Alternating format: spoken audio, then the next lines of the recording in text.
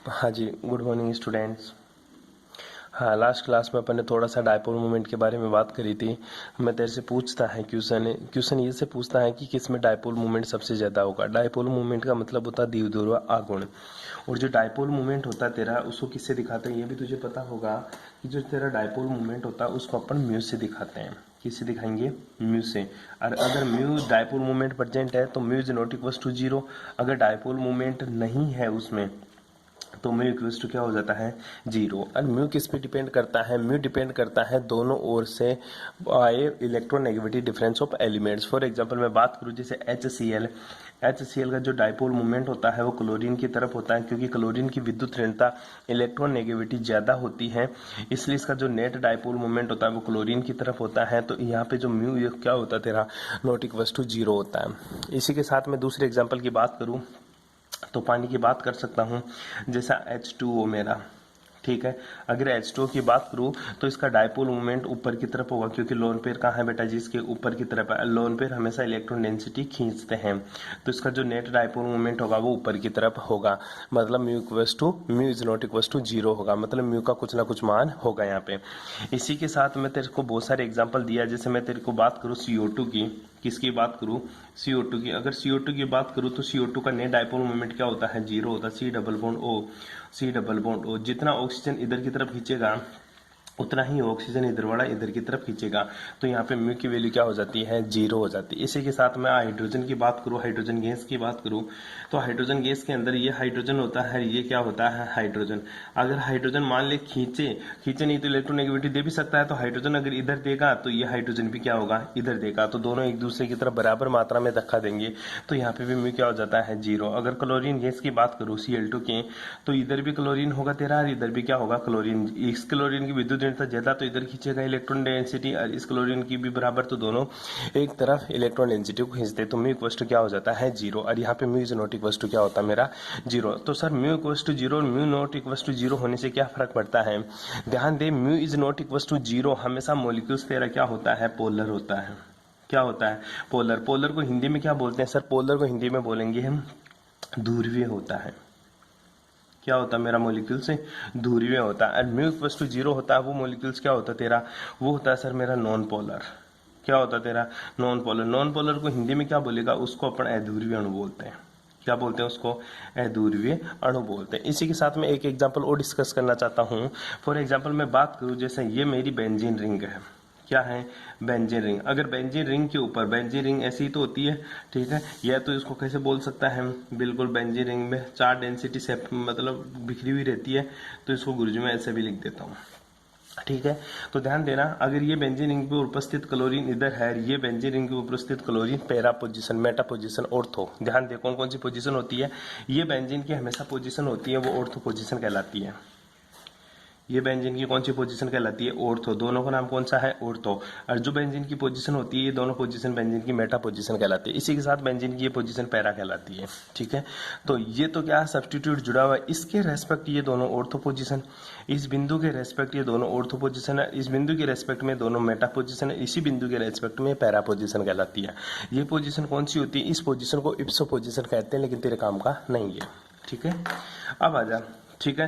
तो बेंजीन को मैंने कहाँ लगा दिया सर? एक बेंजीन को मैंने पैरा पोजीशन पे लगा दिया। अब ध्यान देना, ये बेंजीन जितनी इलेक्ट्रॉन डेंसिटी नीचे की तरफ खींचेगा बेंजीन रिंग से, उतनी ही इलेक्ट्रॉन डेंसिटी ये ऊपर की तरफ खींचेगा। तो इस बेंजीन के लिए भी म्यू क्या हो जाता है गुरुजी? जीरो हो जाता है। ये मॉलिक्यूल्स तेरा क्या बन जाता है? नॉन पोलर बन जाता है। क्या बन जाता है? Non polar. लेकिन ध्यान दे, क्वेश्चन के नाम तो ortho para chloro benzene chloride, ठीक है। आई बात समझ में? या इसको तू बोल सकता है आईपीसी नामकरण करे तो एक पोजीशन इसका, 2 नंबर इसका, 3 नंबर इसको और 4 नंबर इसको दे दूं, तो 1,4 डाइक्लोरोबेंजीन। 1,4 डाइक्लोरोबेंजीन। नाम क्या है इसका? 1,4 डाइक्लोरो बेंजीन। आई बात समझ? लेकिन ध्यान दे, मैं बेंजीन पोजीशन की स्थिति बदल दूं, कहाँ पे लगा दो बेंजीन पोजीशन की? अगर मैं बेंजीन पोजीशन की, बेंजीन के ऊपर उपस्थित क्लोरीन ग्रुप की, पहला तो सेम एज इट इज यहाँ लगा दिया। दूसरा, अगर मैं क्लोरीन ग्रुप यहाँ लगा दूं, ठीक है, कहाँ लगा दिया गुरुजी। अब मैं ये तो ऑर्थो पोजीशन थी और ये कौन सी पोजीशन है मेरी, मेटा पोजीशन। ये कौन सी है, पैरा। तो मेटा पोजीशन के ऊपर मैंने क्लोरीन लगा दिया। तो ध्यान देना बेटा, इसका जो डायपोल मूवमेंट होगा वो कैसा होगा गुरुजी, ये तो इलेक्ट्रॉन डेंसिटी को पकड़कर इधर खींचेगा और ये इलेक्ट्रॉन डेंसिटी को पकड़कर इधर खींचेगा। तो नेट इलेक्ट्रॉन डेंसिटी किधर हो जाएगी गुरुजी, नेट इलेक्ट्रॉन डेंसिटी इस तरफ खींच जाएगी। तो इसका भी mu is not equal to क्या हो जाएगा, 0। मतलब ये भी क्या होगा मेरा गुरुजी, पोलर होगा। क्या होगा रे तेरा, पोलर। बस ये कंसेप्ट तेरे को पता होना चाहिए इलेक्ट्रॉन डेंसिटी का, खींचने का। अगर जहां पे mu is not equal to 0 हो वो मॉलिक्यूल्स क्या होगा, पोलर। और जहां पर म्यू इक्वल टू 0 हो वो मॉलिक्यूल्स क्या होगा मेरा, नॉन पोलर होगा। बस ये बात तेरे को याद रखनी है उस चैप्टर में। कोई दिक्कत यहाँ तक, ठीक है भाई। आज जो छोटा सा टॉपिक है तेरा, वो टॉपिक मैं डिस्कस करने जा रहा हूँ, जिसका नाम है भाई साहब multi centre bonding in electron deficient molecules. क्या है, multi centre bonding in electron deficient species या molecules. Multi centre bonding in electron deficient molecules मतलब इलेक्ट्रॉन न्यून यौगिकों में बहुबंधता या बहुकेंद्रीय बंध। हिंदी वाले बच्चे हेडिंग लगा लो, क्या नाम है, इलेक्ट्रॉन न्यून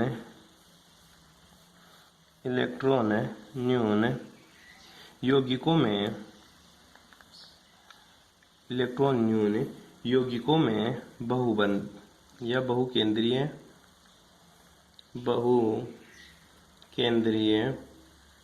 बंध। ठीक है, इंग्लिश में इसका क्या नाम है, इंग्लिश में बेटा जी इसको बोलेंगे अपन multi centre bonding electron deficient molecules. क्या बोलेगा, मल्टी सेंटर, ठीक है, मल्टी सेंटर बॉन्डिंग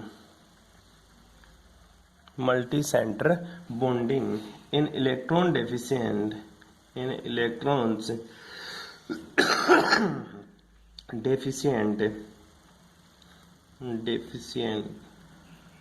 मॉलिक्यूल्स।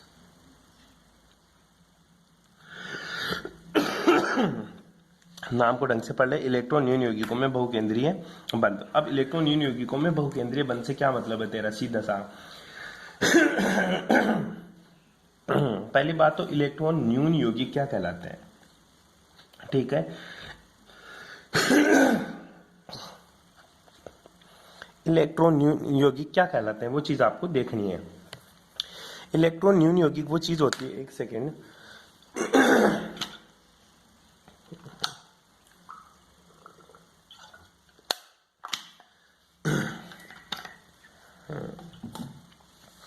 हाँ जी, आप लोगों को देखना है इलेक्ट्रॉन न्यून यौगिकों में बहुकेंद्रीय बंध। इलेक्ट्रॉन न्यून यौगिक का मतलब क्या होता है, इलेक्ट्रॉन न्यून यौगिक का मतलब ये होता है भाई कि जिसमें बॉन्ड तो ज्यादा बने लेकिन इलेक्ट्रॉन क्या रहे उसके पास इलेक्ट्रॉन की कमी रहे। नाम से देख ले, इलेक्ट्रॉन न्यून मतलब इलेक्ट्रॉन की कमी हो किसमें, यौगिकों में, और वो बंध क्या बनाए, बहुत सारे बंध बनाए। मतलब multi centre bonding in electron deficiency molecules, ऐसे मॉलिक्यूल्स हैं जिनके पास इलेक्ट्रॉन की तो डेफिशिएंसी है लेकिन वो बहुत ही ज्यादा मल्टी बॉन्ड बनाते हैं, यानी मल्टी सेंटर के द्वारा जुड़े रहते हैं। ऐसे यौगिक क्या कहलाते हैं मेरे, इलेक्ट्रॉन न्यून यौगिक कहलाते हैं। सिंपल सी बात है, दोबारा ध्यान देना, क्या होता है इलेक्ट्रॉन न्यून यौगिक। इलेक्ट्रॉन न्यून यौगिक का सीधा सा मतलब होता है ऐसे मॉलिक्यूल्स जो बॉन्ड तो बनाए लेकिन उनका ऑक्टेट कंप्लीट भी ना हो। ऑक्टेट का मतलब अष्टक कंप्लीट ना हो। फॉर एग्जांपल मैं बात करूं, ऐसे यौगिक दो तरह के होते हैं इलेक्ट्रॉन न्यून यौगिक। पहला जो इलेक्ट्रॉन न्यून यौगिक होता है मेरे भाई, वो होता है तेरा 3 सेंटर 3 के अंदर 2 इलेक्ट्रॉन। पहला जो होता है वो इलेक्ट्रॉन न्यून यौगिक कौन सा होता है, 3 सेंटर मतलब 3 तो क्या होते हैं उसमें केंद्र होते हैं। 3 सेंटर 2 इलेक्ट्रॉन, ठीक है, 2 इलेक्ट्रॉन, 3 सेंटर 2 इलेक्ट्रॉन। इंग्लिश में क्या बोलेंगे इसको, इंग्लिश में बोलते हैं मेरे भाई 3 सेंटर्ड 2 इलेक्ट्रॉन बॉन्डिंग। ठीक है, 3 सेंटर 2 इलेक्ट्रॉन बॉन्डिंग। दूसरा जो होता है तेरा डेफिशिएंट स्पीसीज, वो होता है बहुकेंद्र 2 इलेक्ट्रॉन बंध। ठीक है, बहुकेंद्र, क्या बोलेगा इसको, बहुकेंद्र 2 इलेक्ट्रॉन, ठीक है, बहुकेंद्र 2 इलेक्ट्रॉन बंद। इसको क्या बोलेगा, पॉलीसेंटर्ड। क्या बोलेगा बेटा, पॉलीसेंटर्ड, ठीक है, poly centred two electron species, two electron bonding या बंद। ठीक है, बैठ गई मेरी बात समझ में? ध्यान दे, एक मॉलिक्यूल्स तो ऐसे होते हैं जिनमें 3 सेंटर होंगे, 2 इलेक्ट्रॉन होंगे। 3 तो क्या होंगे? सेंटर होंगे, 2 इलेक्ट्रॉन होंगे। एक मॉलिक्यूल्स ऐसा मिलेगा जिसमें सेंटर तो बहुत सारे होंगे लेकिन इलेक्ट्रॉन कितने काम आ रहे होंगे? 2। क्यों? अब समझ ले, तेरी बात है डिफिशियंस का मतलब समझ ले। एक मैं बॉन्ड बनाऊं, जैसे एग्जाम्पल बात करूं तेरे पास, छोटा सा एग्जाम्पल, जैसे मैंने क्या ले लिया? HCl ले लिया। अब तू क्या बोलेगा गुरुजी? HCl का मतलब होता है एक तो हाइड्रोजन है, दूसरा क्या है? क्लोरीन। एक तो हाइड्रोजन एटम है, दूसरा क्लोरीन एटम है, दोनों मिलकर इलेक्ट्रॉन दे रहे हैं और बॉन्ड का फॉर्मेशन कर रहे हैं। तो यहाँ पे सेंटर कितने? एक तो गुरुजी हाइड्रोजन का सेंटर है, दूसरा किसका सेंटर है? क्लोरीन का। तो 2 सेंटर है और दोनों ने अपना अपना इलेक्ट्रॉन दिया। हाइड्रोजन ने भी अपना क्या दे दिया? इलेक्ट्रॉन दे दिया, बॉन्ड बना दिया। क्लोरीन ने भी अपना इलेक्ट्रॉन दिया और बॉन्ड बना दिया। आई बात समझ में? मतलब 2 ही सेंटर है, 2 ही क्या है गुरुजी? इलेक्ट्रॉन है। तो इस टाइप की जो स्पीसीज होते हैं उनको क्या बोलते हैं अपन? 2 सेंटर 2 इलेक्ट्रॉन स्पीसीज। 2 तो सेंटर, एक तो हाइड्रोजन सेंटर है और दूसरा कौन सा सेंटर है गुरुजी? Chlorine centre. अब हाइड्रोजन ने भी अपना इलेक्ट्रॉन दे दिया और क्लोरीन ने भी क्या कर दिया? अपना इलेक्ट्रॉन दे दिया और बंध का निर्माण कर लिया, बॉन्ड का फॉर्मेशन कर दिया। तो इस टाइप की जो बॉन्डिंग होती है इसको बोलते हैं अपन 2 सेंटर 2 इलेक्ट्रॉन स्पीसीज या 2 सेंटर 2 इलेक्ट्रॉन बॉन्डिंग। आई बात समझ? 2 ही तो सेंटर है और दोनों ने अपना अपना इलेक्ट्रॉन दिया और दोनों ने इलेक्ट्रॉन देने के बाद में जो बॉन्ड बना उसी बॉन्ड का नाम हो जाता है अपना 2 सेंटर 2 इलेक्ट्रॉन बॉन्ड है। ठीक है, जनरली ऐसे बॉन्ड हमेशा पाए जाते हैं, लेकिन कुछ मॉलिक्यूल्स ऐसे होते हैं जिनमें सेंटर तो कितने होते हैं? 3 और इलेक्ट्रॉन कितने होते? केवल 2। गुरुजी क्या ऐसा पॉसिबल है? बिल्कुल। अपन पहला बात करते हैं किसके बारे में? पहले मैं बात करता हूं 3 सेंटर्ड कार्बन मत बोल देना कोई, इसको कार्बन मत बोल देना, सी का मतलब होता है 3 सेंटर्ड 2 इलेक्ट्रॉन स्पीसीज। ठीक है, 3 सेंटर 2 इलेक्ट्रॉन स्पीसीज या 3 centre 2 electron bonding. 3 centre 2 electron bonding कहां देखने को मिलती है? इसका एक बेस्ट फेमस एग्जांपल है भाई, बहुत बड़ा और बहुत ही शानदार और जानदार एग्जांपल है इसका। उसका नाम है तेरा B2H6। क्या नाम है उसका? B2H6। बड़ा इंटरेस्टिंग एग्जांपल है। बोरोन, ध्यान दे, मैं बात करूं BH3 की, मैं किसकी बात करूं? BH3 की। याद करो हाइब्रिडाइजेशन क्या बताया था मैंने इसमें गुरुजी आपने हाइब्रिडाइजेशन sp2 बताया था और ये बोला था कि देख बोरोन का इलेक्ट्रॉनिक कॉन्फ़िगरेशन होता है 1s2 2s2 और 2p1 होता था। ठीक है, मतलब गुरुजी S के अंदर 2 इलेक्ट्रॉन हुआ करते थे और P के अंदर कितना इलेक्ट्रॉन हुआ करता था बेटा जी? 1 इलेक्ट्रॉन हुआ करता था। ठीक है जी, ये कौन सी स्टेट की बात करता था? तो ग्राउंड स्टेट की। मैं बात करूं एक्साइटेड स्टेट की, कौन सी स्टेट की बात करूं? एक्साइटेड स्टेट की। तो 1 इलेक्ट्रॉन को तू क्या कर देता था? आगे की तरफ मूव करा देता था और जो बॉन्डिंग बनती थी वो किस हिसाब की बनती थी? वो गुरुजी इस हिसाब की बॉन्डिंग बनती थी, 1 इलेक्ट्रॉन इसमें, 1 इलेक्ट्रॉन इसमें, 1 इलेक्ट्रॉन इसमें। मतलब कितने अनपेड इलेक्ट्रॉन थे गुरुजी? 3 अनपेड इलेक्ट्रॉन थे। कितने अनपेड इलेक्ट्रॉन? 3 अनपेड इलेक्ट्रॉन थे। कितने अनपेड इलेक्ट्रॉन थे बेटा जी? गुरुजी 3 अनपेड इलेक्ट्रॉन थे। अब बात आती है 3 अनपेड इलेक्ट्रॉन है, 3 हाइड्रोजन आते थे, ये 3 हाइड्रोजन आते थे यहाँ से, ये हाइड्रोजन, ये हाइड्रोजन, ये हाइड्रोजन, और अपना अपना बॉन्ड इलेक्ट्रॉन देकर इस टाइप से बॉन्डिंग करते थे। ठीक है, ऐसा होता था ना? बिल्कुल होता था। लेकिन B2H6 कैसे बना ये बता तो मेरे को, क्योंकि 3 हाइड्रोजन है तो इसको 2BH3 लिख दे तो मैं मान जाऊंगी इस हिसाब का BH3 बन जाएगा। लेकिन B2H6 एक मोटा कंपाउंड कैसे बना वो देख। इस B2H6 की बात करूं तो ध्यान देना बेटा जी, ये यहाँ पे क्या होता था? मेरा बोरोन। दूसरा भी इधर क्या होता है? मेरा बोरोन। ठीक है, इसमें से 3 हाइड्रोजन इस तरह से जुड़ रहे हैं। ठीक है, मैं भी तीनों हाइड्रोजन को क्या कर देता हूँ गुरुजी? जोड़ देता हूँ। ठीक है, पहला हाइड्रोजन जो मैंने जोड़ा वो इधर जोड़ दिया। ठीक है, ये गुरुजी मैंने एक हाइड्रोजन जोड़ दिया, दूसरा हाइड्रोजन मैंने जोड़ दिया। ठीक है, 2 तो जुड़ गए, एक हाइड्रोजन जोड़ दे इधर, जोड़ता हूं, रुक जा थोड़ा सा, दूसरा का भी ऐसा ही बनेगा। बिल्कुल बनेगा सर, ये ले, एक हाइड्रोजन इधर जोड़ दे, एक हाइड्रोजन इधर।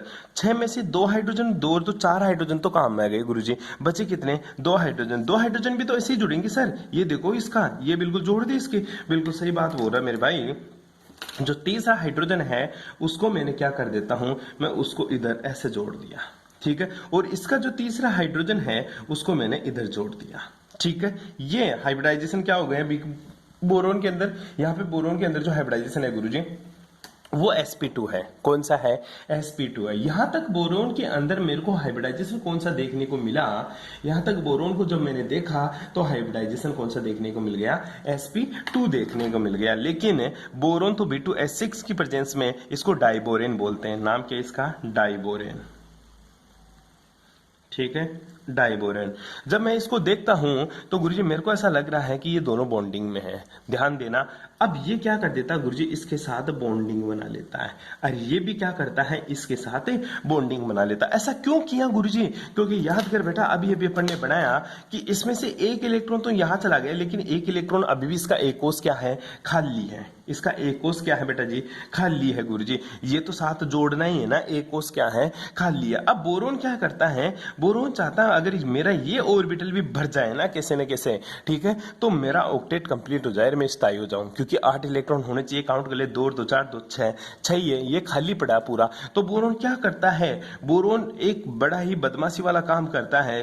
कैसे कि गुरुजी इसका एक ऑर्बिटल खाली है, बोरोन चाहता मैं स्थायी हो जाऊं। अब बोरोन के खुद के पास एक इलेक्ट्रॉन होता तो कोई हाइड्रोजन आकर उसका ऑक्टेट कंप्लीट कर देता, लेकिन बोरोन बोला मैं तो वैसे ही कंगाल हूं, क्योंकि 3 ही तो है, 4 इलेक्ट्रॉन होते हैं ना मेरे पास, तो 4 में किसी और से लेकर मेरा 8 इलेक्ट्रॉनिक कॉन्फ़िगरेशन करके स्टेबल हो जाता। लेकिन ऑलरेडी मेरे पास कितने इलेक्ट्रॉन है, 3 ही इलेक्ट्रॉन है। तो बोरोन क्या करता है, कभी तो इसकी तरफ है, ठीक है, ये बोरोन कभी तो अपने वाले हाइड्रोजन की तरफ जाता है, ठीक है, इससे इलेक्ट्रॉन लेकर बॉन्ड बनाता है। कभी ये बोरोन इसके साथ बॉन्डिंग बनाने की सोचता है, मतलब ये बोरोन कभी इसको इलेक्ट्रॉन ना देकर इसको इलेक्ट्रॉन देने की कोशिश करता है। जब बोरोन इसको इलेक्ट्रॉन देता है तो इन दोनों के बीच में बॉन्ड बन जाता है और इन दोनों के बीच का बॉन्ड टूट जाता है। लेकिन फिर बोरोन बोलता है मैं तो इसी को दूंगा, तो इन दोनों के बीच में बॉन्ड बन जाता है। आई बात समझ? इसी प्रकार ये बोरोन अगर अपना इलेक्ट्रॉन इस हाइड्रोजन को ना देकर अपना इलेक्ट्रॉन इस हाइड्रोजन को दे तो इन दोनों के बीच में बॉन्ड बन जाता है, इन दोनों के बीच का बॉन्ड क्या हो जाता है गुरुजी, टूट जाता है। फिर बोरोन अपना इलेक्ट्रॉन इसको नहीं देकर इसी को देता है और इन दोनों के बीच का बॉन्ड टूट जाता है। ऐसा क्यों कर रहा है? ऐसा वो इसलिए कर रहा है क्योंकि वो अपना ऑक्टेट कंप्लीट करना चाहता है। कभी तो इस ऑर्बिटल को भरने की कोशिश करता है, जैसे इस ऑर्बिटल को भरने की कोशिश करेगा, यहां से इलेक्ट्रॉन गायब हो जाएगा तेरा, यहां से इलेक्ट्रॉन गायब हो जाएगा, यहां से इलेक्ट्रॉन गायब हो जाएगा तो इधर वाला हाइड्रोजन की बॉन्डिंग टूट जाएगी। जैसे इसको भरने की कोशिश करेगा तो इधर वाले हाइड्रोजन की बॉन्डिंग टूट जाएगी। कैसे भी कर, लेकिन उसको बनाना क्या पड़ेगा, एक ही बॉन्ड बनाना पड़ेगा। बैठी बात समझ में? बैठ गया समझ में? अब सुन ले दूसरी बात है, 2 ट्रेन है तेरे पास और तू बैठा है स्टेशन के ऊपर, एक जाती है दिल्ली के लिए, दूसरी जाती है अजमेर के लिए, तो दोनों में से एक में ही बैठ सकता है। तो ऐसा तो नहीं कर सकता मैं इसमें भी बैठ जाऊं और इसमें भी बैठ जाऊं। अगर दोनों को पकड़ने की कोशिश करेगा तो तेरा मामला डगमगा जाएगा भाई। आई बात समझे? तो बोरोन की कैपेसिटी 1 इलेक्ट्रॉन की है, वो एक बॉन्ड बना सकता है, लेकिन झपटता दोनों की तरफ है। ये भी बोरोन दोनों की तरफ झपटता है कि ना मैं इसको भी पकड़ लूं इसको भी पकड़ लूं, मतलब दोनों की तरफ बॉन्डिंग बनाने का काम करता है। इस टाइप में जो बोरोन का हाइब्रिडाइजेशन देखने को मिल जाता है वो अपन को देखने को मिलता है तेरा sp3, और इस बोरोन का भी जो हाइब्रिडाइजेशन अपन को देखने को मिलेगा वो कौन सा मिलेगा तेरे को, sp3। अब बात आती है गुरुजी, बात तो ये बता 3 सेंटर 2 इलेक्ट्रॉन कैसे हुआ। आजा ये बात तेरे को समझाता हूं। मैंने तेरे को बताया बोरोन के पास कितना इलेक्ट्रॉन, 1, और 1 इलेक्ट्रॉन किसके पास है, हाइड्रोजन के पास। 1 इलेक्ट्रॉन किसके पास है, हाइड्रोजन के पास। जब बोरोन अपना 1 इलेक्ट्रॉन इस हाइड्रोजन को देता है तो यहां तो बॉन्ड बन जाता है और इन दोनों के बीच में बॉन्ड नहीं बनता। नहीं बनता ना, बिल्कुल नहीं बनता गुरुजी, इन दोनों के बीच में बॉन्ड नहीं बनता। जब बोरोन अपना 1 इलेक्ट्रॉन इस हाइड्रोजन को देता है तो इन दोनों के बीच में तो बॉन्ड बन जाता है, यहाँ पे बॉन्ड नहीं बनता। अब काउंट कर ले तू, एक बार के लिए सेंटर कितना, 1 2 और 3, ठीक है, एक तो बोरोन सेंटर, दूसरा हाइड्रोजन सेंटर, तीसरा फिर से बोरोन सेंटर, ये 3 सेंटर है, ठीक है। इस टाइप का बॉन्ड बन जाता है इन दोनों के बीच में, ठीक है। ये क्या है गुरुजी, 3 सेंटर है, एक तो 2 तो बोरोन, एक क्या है, hydrogen. Same as it is ऊपर देखने को मिलता है गुरुजी। ये बोरोन अगर इस हाइड्रोजन के साथ बॉन्ड बना ले और ये बोरोन पीछे वाले हाइड्रोजन के साथ बॉन्ड बनाए तो इस टाइप का भी सेंटर यहाँ देखने को मिलता है, ठीक है। तो इलेक्ट्रॉन कितने इस सेंटर में गुरुजी, इलेक्ट्रॉन तो 3, सॉरी नहीं 3 नहीं है बेटा, ये इसके साथ बॉन्ड बना रहा है तो इसके साथ बॉन्ड नहीं बनाएगा। अगर ये बोरोन इसके साथ बॉन्ड बना रहा है तो इसके साथ बॉन्ड नहीं बनाएगा। तो ये बॉन्ड क्या है, एक अपन को प्रतीत ही होता है कि ये बॉन्ड एक मिल रहा है, लेकिन एक्चुअल में यहाँ पे कोई बॉन्ड नहीं है, क्योंकि ये बोरोन तो अपना इलेक्ट्रॉन इस हाइड्रोजन को देकर ये बॉन्ड बना लिया, तो इन दोनों के बीच में कोई बॉन्डिंग नहीं है। तो बोरोन हाइड्रोजन के बीच में कोई इलेक्ट्रॉन नहीं है, इस हाइड्रोजन इस बोरोन के बीच में 2 इलेक्ट्रॉन है। सेंटर कितने, 1 2 और 3, इलेक्ट्रॉन कितने, केवल 2। इस तरह इधर बात करूं तो 2 तो इलेक्ट्रॉन और सेंटर कितना, 1 2 और 3। जब ये बोरोन इसके साथ बॉन्ड बना रहा है तो इसके साथ नहीं बनाएगा, तो ये बोरोन अपना इलेक्ट्रॉन इधर दे दिया तो इधर इलेक्ट्रॉन नहीं देगा, इधर तो इन दोनों के बीच में बॉन्ड बन रहा है, 1 2 और 3, 3 तो सेंटर और 2 इलेक्ट्रॉन। इधर की बात करूं तो 2 तो इलेक्ट्रॉन, 1 2 और 3 सेंटर का बॉन्ड बनता है। तो इस टाइप का जो बॉन्डिंग होती है उसको क्या बोलता है अपन, 3 सेंटर 2 इलेक्ट्रॉन बॉन्डिंग होती है। क्या बोलते हैं इसको, 3 सेंटर 2 इलेक्ट्रॉन बॉन्डिंग आपको देखने को मिलती है। अब छोटी सी मैं तेरे को एक बात और बताऊं तो बेटा जी मेरे को इतना सा बता दे कि गुरुजी 3 सेंटर टू इलेक्ट्रॉन बॉन्डिंग है, क्या इनकी बॉन्ड लेंथ बराबर होगी? दोबारा से बना देता हूं तेरे लिए। जैसे ये क्या था, मेरा बोरोन था, ये भी क्या था, मेरा बोरोन। ये क्या बन गया गुरुजी, एक हाइड्रोजन के साथ बॉन्डिंग बना लिया और दूसरा हाइड्रोजन के साथ, ये ले हाइड्रोजन के साथ और ये दूसरा बोरोन के साथ। ये एक हाइड्रोजन इधर, एक हाइड्रोजन इधर, इसी तरह एक हाइड्रोजन इधर, एक हाइड्रोजन इधर। ठीक है, बात आती है गुरुजी इनकी बॉन्ड लेंथ। तो बात करूं बेटा तो इनके बीच का जो बॉन्ड एंगल है वो 97 डिग्री का आपको देखने को मिलता है। जो बाहर का बॉन्ड एंगल होता है वो आपको देखने को मिलेगा 121.5 डिग्री। ठीक है, आई बात समझ में। इसी तरह इसकी जो बॉन्ड लेंथ होती है बाहर वालों की 1.19 एंगस्ट्रॉन आपको देखने को मिलेगी। तो ये बॉन्ड लेंथ कितनी मिलेगी, 1.33 एंगस्ट्रॉन आपको देखने को मिलेगी। ध्यान दें, ये बॉन्ड लेंथ कम होती है, ये बॉन्ड लेंथ ज्यादा होती है। अंदर वाला बॉन्ड एंगल कम होता है, बाहर वाला बॉन्ड एंगल ज्यादा आपको देखने को मिलता है जी। और इस जो बॉन्ड की संरचना होती है इस जो बॉन्ड की जो संरचना होती है वो एक बनाना शेप की तरह होती है, मतलब केले की तरह होती है। देखो ये केला ऐसा ही तो होता है, ठीक है। तो इस बॉन्ड की जो स्ट्रक्चर होती है वो बनाना शेप होती है, इसलिए इस बॉन्ड को क्या बोलूंगा मैं, बनाना बॉन्ड। कौन सा बॉन्ड बोलूंगा इसको मैं, बनाना बॉन्ड। बनाना बॉन्ड का मतलब होता है कदली, ठीक है, कदली बंद। कौन सा बंद बोलते हैं इसको अपन, कदली बंद इसको अपन बोलते हैं। बैठ गई बात समझ में। तो ये बात आप लोगों को ध्यान में रखनी है, इस टाइप की जो स्ट्रक्चर बढ़ती है उसको कौन सा बॉन्ड बोलते हैं अपन, बनाना बॉन्ड अपन इस चीज को बोलते हैं जी। कोई दिक्कत यहाँ तक, बाकी की बातें करेंगे नेक्स्ट क्लास में। Thanks for cooperation.